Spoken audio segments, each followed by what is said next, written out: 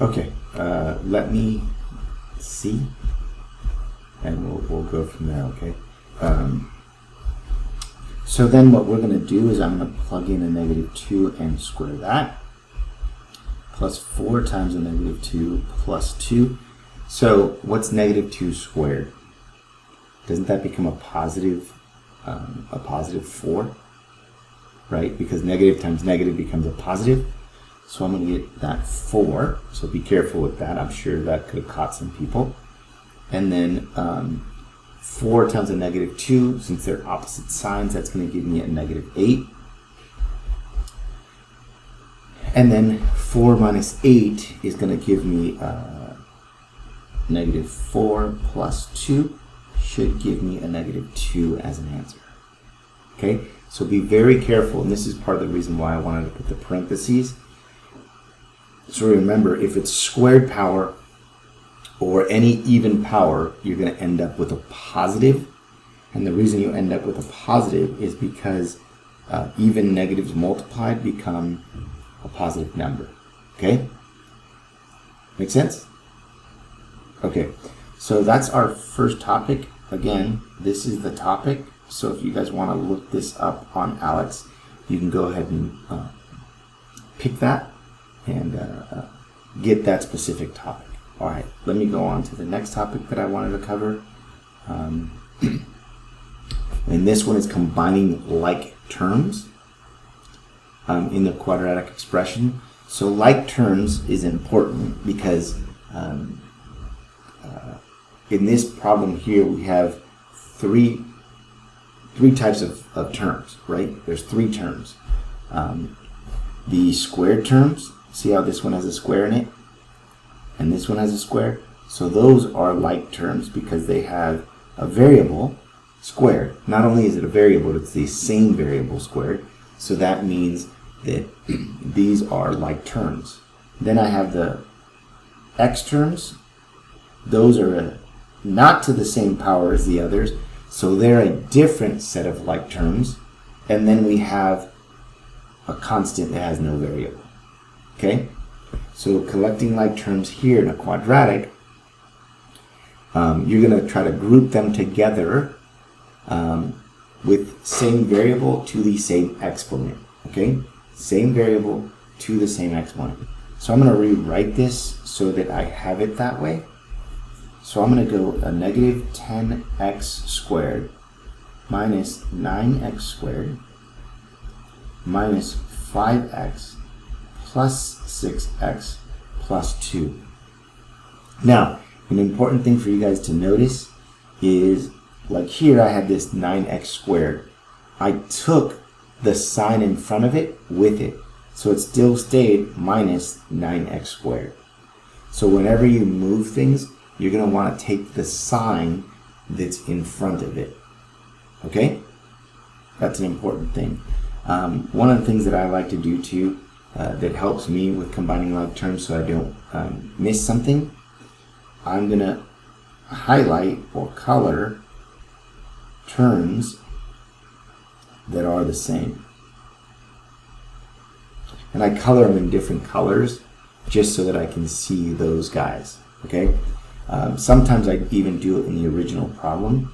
So I'll do something like, alright, that's a term, and that's a term, and then this is a color, and this is a color, just so that I can see things so that I don't miss something, right? When these problems start to get really long, you might miss something that you're not going to, you might miss it or combine it with the wrong term, and then you get it wrong, and the only issue was that you just didn't see it, right? So it's being careful. All right, so in this yellow group, I have a -10x squared minus 9x squared. What do you guys think that should give me?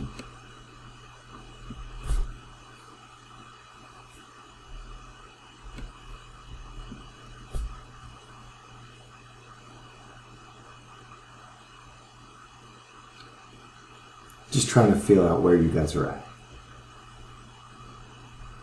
That first yellow group there, what do you think that should be? No, we don't get rid of the exponent. So it's important that we get this.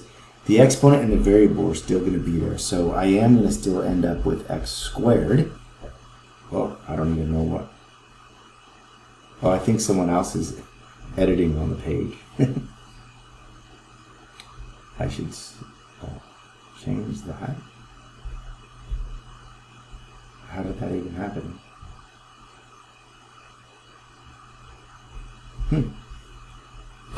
I don't think you guys are even allowed to do that. That's weird. Okay, now, so I'm still going to have the x squared, so now I got to look at the numbers. So negative 10 minus 9 is going to give me a negative 19, correct? So I should get a negative 19 x squared for that first term. So all the x squared is telling me, it's like, think of the x squared as like apples, okay? So if I had 10 apples and I had another 9 apples and I put them together, I end up with 19 apples, right? Then think of the x like oranges. I have a negative 5 oranges and 6 oranges. What do I end up with? Well, negative 5 plus 6 is going to give me a positive 1 orange, and then the constant is just going to stay there, and this is my answer. Does that make sense? It's important that we understand positive and negative numbers. People make mistakes with this quite a bit.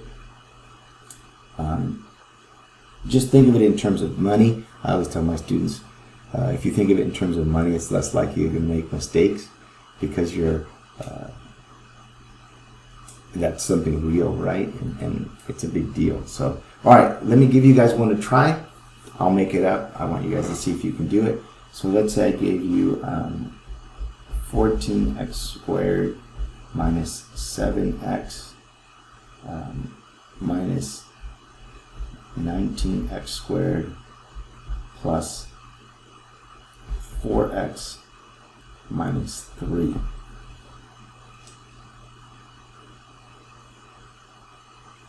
Okay.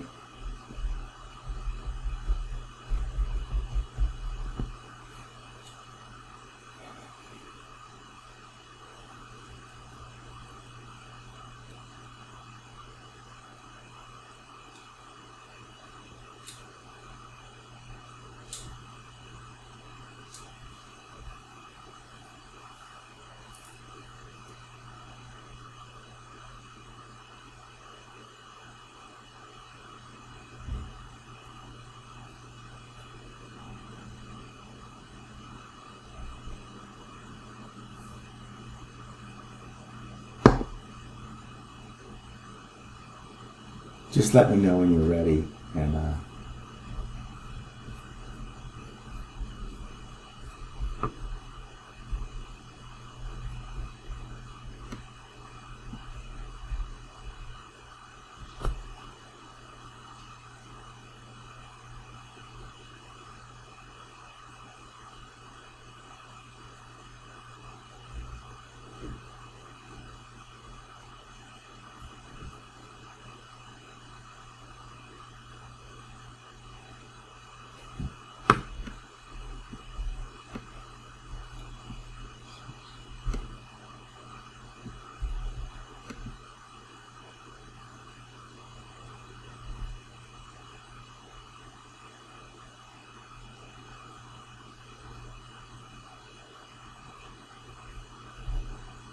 okay, you guys ready for me to do it?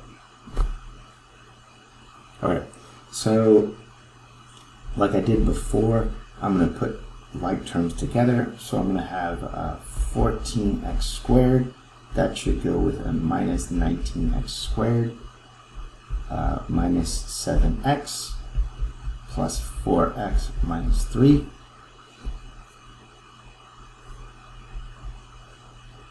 This is that first group.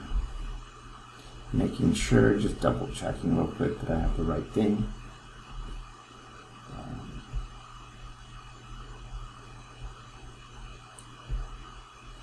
It's funny that when I was a kid and I was doing this in my math classes, I would put squiggly lines over some and then circles over others and then X's over others, just so that I knew that I had found every term. my own silliness. So 14x squared minus 19x squared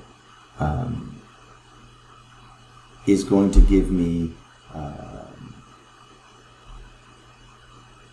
a negative 5x squared, and then that minus 7x plus 4x should give me a minus 3x, and then minus 3.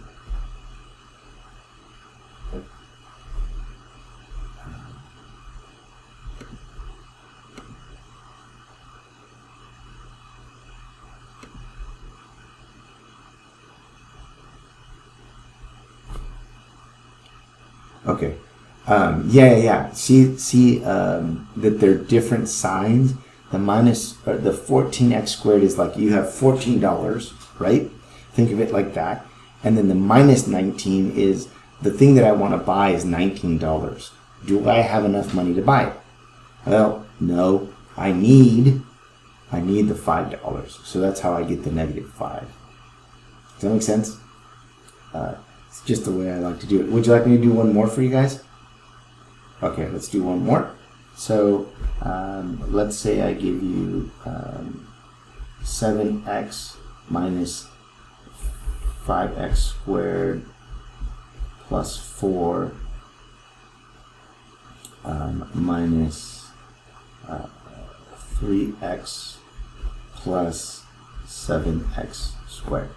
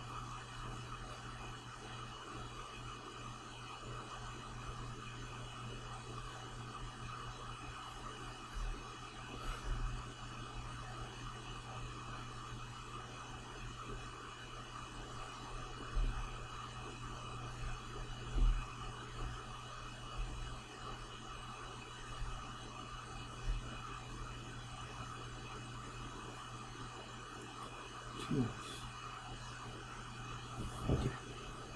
You guys ready for me? So let's see. All right. So if we're going to put things in terms of... oh, by the way, the thing that I do you notice that I put x squared first term, then x, then the constant? That's called descending order. Just get in the habit of doing that. It's just the way mathematicians do things. If you haven't noticed, mathematicians are kind of picky.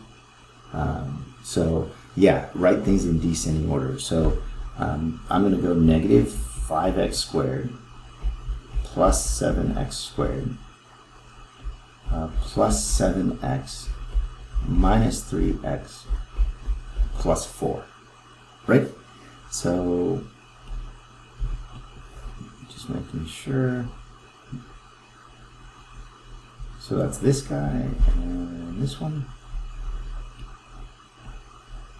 And then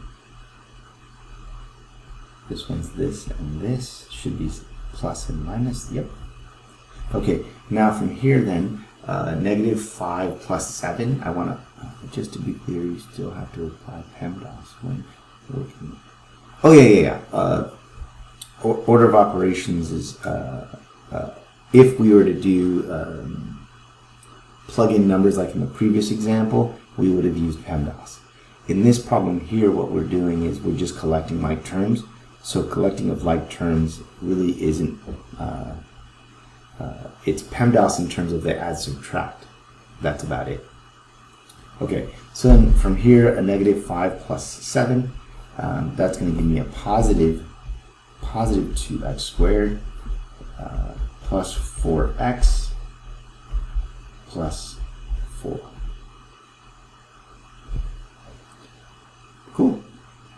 You guys got it? So remember again, this is the topic. So you guys can go ahead and go find that topic and get it done quickly now that you understand it.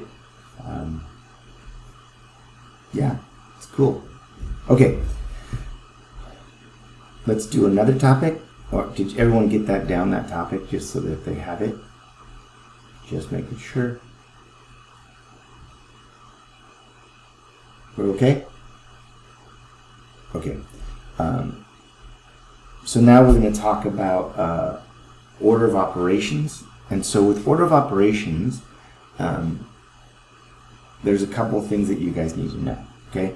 So in this problem, what we're trying to do is we're trying to be observant about what's happening, right? So in this example here, this is our problem, right? X minus 18 divided by 6 is equal to a negative 2, okay? What did they do from here to here? What's the difference between here and here?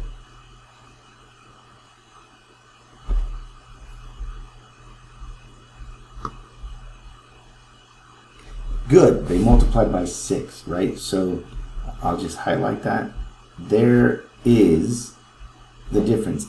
They multiplied both sides by 6. So when they multiplied both sides by 6, this is called, and it would have been one of the choices there, this is just a screenshot. It's the multiplication property of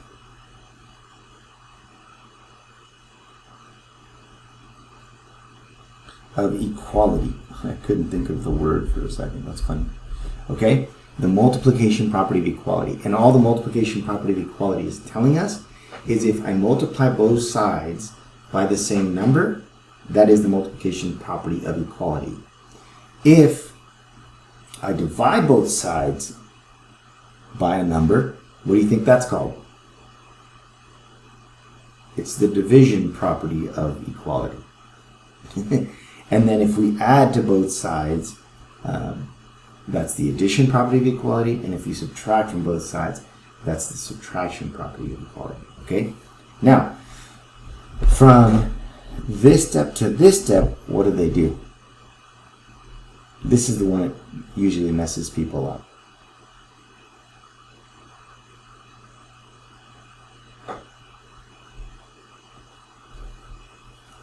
Don't worry, it's just called simplify. Okay? All they did was simplify. They multiplied both sides by the 6. That canceled the 6's on the left. And then negative 2 times 6 became that 12. That's just simplification. Okay? In the next step, from here to here, what do you see they did? Oops. Right? They added 18 to both sides. So then this is the addition property of equality.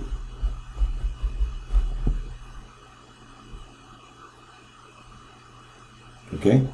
And then this here again would be simplified.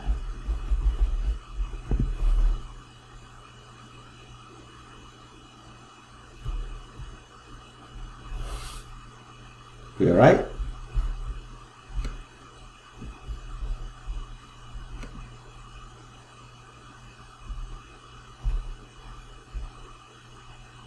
Okay. Do you want me to give you guys one to try and see if you guys can figure out the steps? Okay. I'm going to erase this right. Actually, I'll see if I can go to the very bottom. Yeah, I'll go down here for this. So if I gave you something like, let's say I gave you 6x minus 3 is equal to, I want to work out, so 21. I'll write down the steps that I'm going to do, and then you guys tell me what happens, okay? So I'm going to go 6x minus 3 plus 3 is equal to 21 plus 3. What did I do?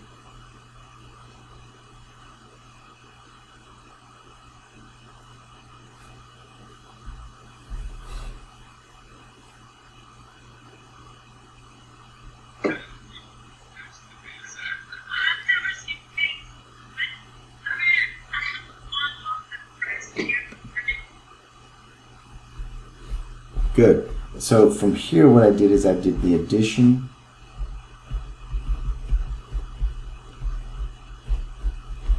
property of equality.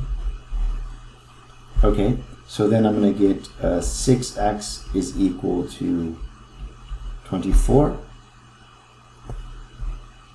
We know that to be simplify, right? Now I'm going to go 6x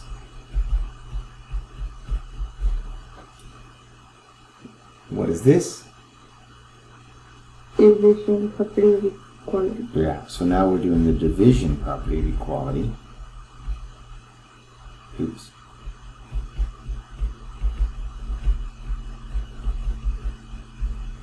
And then lastly, it's going to be x is equal to 4. Someone jumped the gun and told us what the answer was. That's cool. And again, that would be simplified. Okay? Makes sense? It's not too bad. Okay. Were you able to write that down? Alright.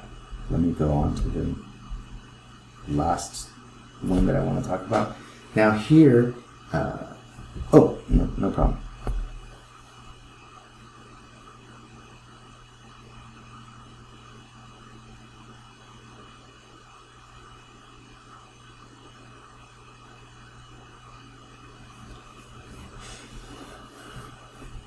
One of the things that I'm going to try to do a lot to help you guys, because I know it's 8 hours of time that I want you on Alex,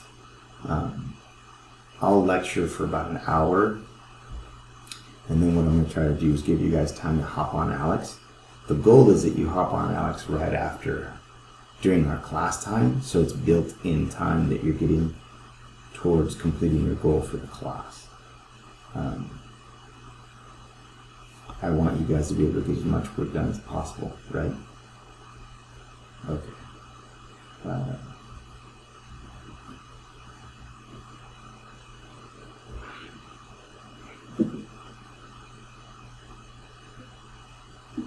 Okay, no problem. All right. Now this next topic, it's going to be using the additive property of equality, but we're talking about with a negative coefficient and understanding what that does, right?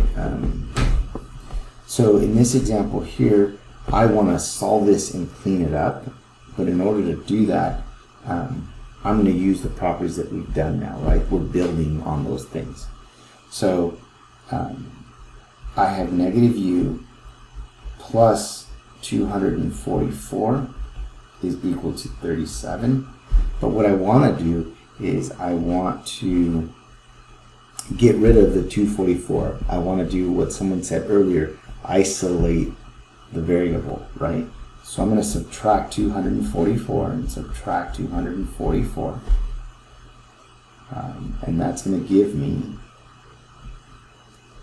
negative u, right? That's the 244 minus 244 is going to go away. And I'm going to get 37 minus 244,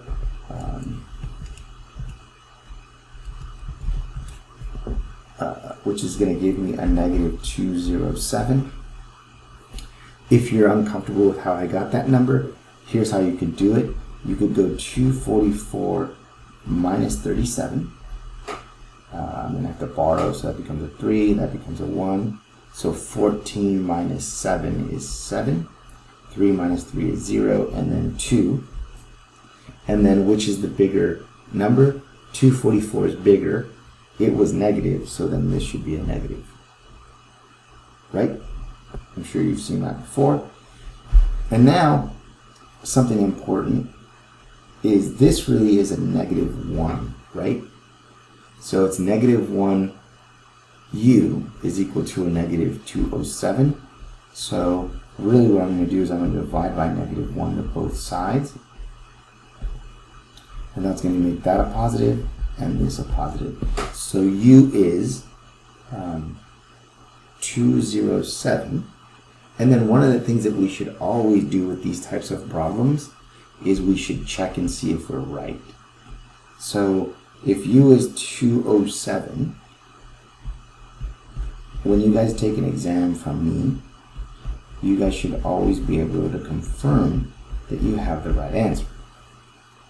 So I'm going to have a negative. This becomes the same thing as we're checking to see if we're right. A negative 207 plus 244. Well, isn't that 244 minus 207? Which again, borrow, that's going to be 730. That is the answer that we want, and so I know that we've done this problem correctly. Okay? All right. Let me do another example. Have you guys try to work it out. And then we'll go from there. All right. So let's say I gave you negative x. Oh, actually, let me make it a little more complicated. Negative 2x plus 5 is equal to 13. Right, we still have the negative coefficient, and it's important. This is the coefficient. It's the negative 2. It's the number that's in front of the variable. That's the coefficient, just in case you guys didn't know that terminology. So try to solve it and let me see what you get.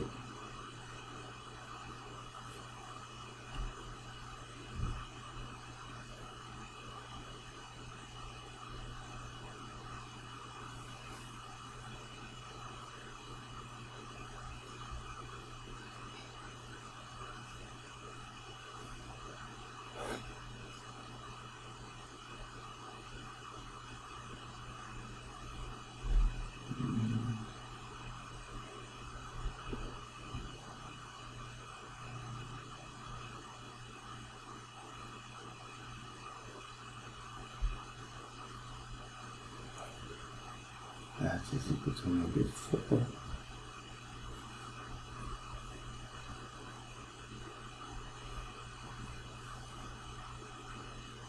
Okay, are you guys ready for me? Yeah, okay. So I'm going to go negative 2x plus 5.